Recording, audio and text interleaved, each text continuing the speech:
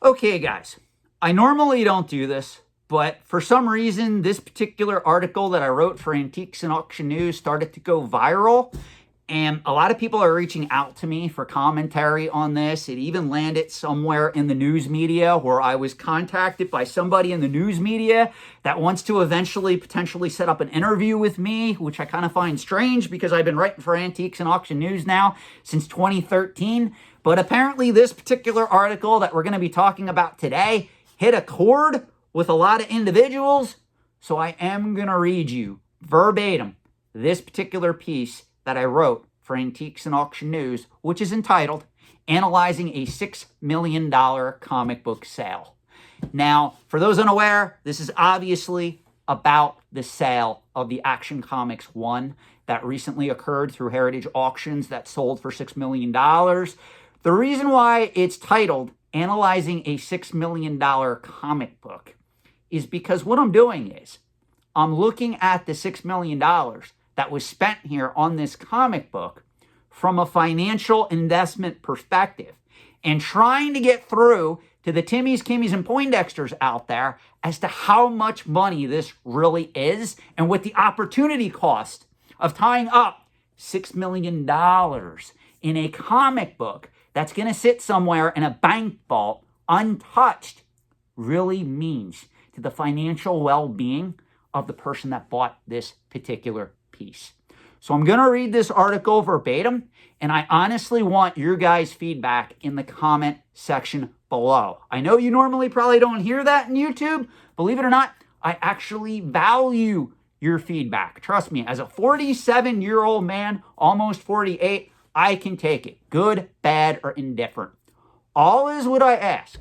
For those of you out there that are really emotional, for those of you out there that really love antiques and collectibles and think they're the greatest asset class ever, is that you step back, you apply some critical thought, and you actually think of what you're going to state in the comment section below to me, because I am going to read every single comment that I get on this particular YouTube video. I want to make that very clear. So here we go. We're going to go right into the article now. On Thursday, April 4th, 2024, a copy of Action Comics 1, featuring the first appearance of Superman, sold on Heritage Auctions for $6 million. The comic book was graded by CGC in 8.5 Very Fine Plus condition with off-white to white pages and was from the Kansas City Pedigree collection of comic books. This is a new record price for this particular book, and it is now the most valuable comic book ever sold at auction.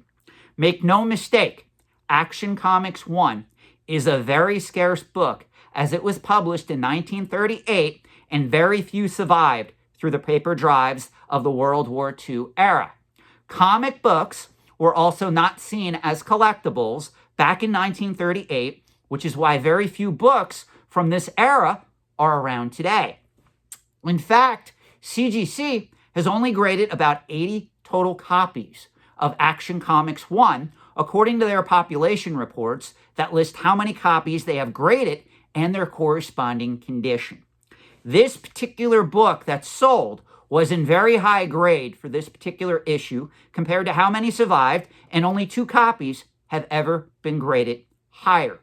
It should also be noted that the very fact that this particular book continues to see such strong auction results is great news for the buyer. And should that individual decide to eventually sell this particular book, I am sure that they will do equally as well at auction. That said, be careful thinking that this sale means good things for the vintage comic book market overall. Action Comics 1 is a book that is easily in the top 0.01% of the entire vintage comic book market at present time. I don't see that changing anytime soon either. However, every time a sale like this occurs and the mainstream media reports on it, I get emails from collectors and casual enthusiasts who think this helps the market for back issue comic books overall. Does it? Let's take a deep dive into this analysis. So here we go, guys. I think we can all agree that the average person does not have $6 million to pay for a comic book or any kind of item in general. Therefore, this book was most likely sold to someone of means who has a sizable net worth. And just to put this into perspective for you, according to the excellent website Investopedia, just to be in the top 1% of U.S. households in the year 2023, kindly note that 2024 numbers are not available at present time, you would have to have a household net worth of $13.7 million. I don't think too many households who just qualify as being in the top 1% are spending $6 million on a single item, let alone a comic book. Therefore, we can safely fathom the individual who bought this book most likely has a net worth significantly higher than just the $13.7 million that just passes to be in the top 1%. In my opinion, I would venture to say that the individual that bought this item most likely has a net worth of $50 million or more, but that is only a guess. Another misconception that collectors make when they hear of a sale of this magnitude is assuming that this means that comic books make excellent financial investments. For the record, I do collect and invest in vintage comic books on a regular basis. And if you buy right, it can be very rewarding. However, it is not without risk, and in most cases, a good stock index fund like an S&P 500 is better and easier to manage. Also, please note that most speculators and investors operating in any market within the overall antiques and collectibles trade rarely ever outperform the stock market over the long term. There is numerous data to cite on this particular topic, and it's readily available online. However, if you do want to try your luck at comic book investing, you will quickly learn that this sale of this top 0.01% book has absolutely no effect on the rest of the market over the long term. Over the short term, it is true that sales like this that are pumped up by the mainstream media do bring new participants into the market. I use the term participants because, make no mistake, these are not collectors, because true collectors do not just enter a collectibles market because they heard about a record-breaking sale for an item they will never own, selling at auction somewhere. Therefore, in the grand scheme of things, the sale means very little overall.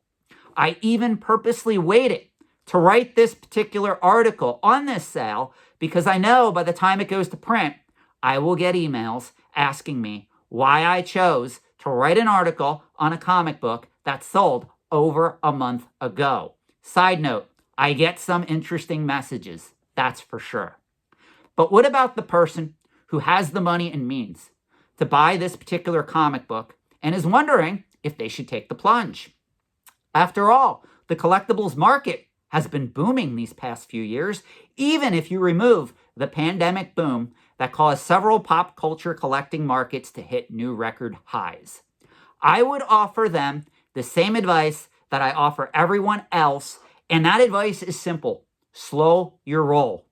Astute watchers of the History Channel show American Pickers will remember that advice from earlier seasons of the show, which are well worth rewatching.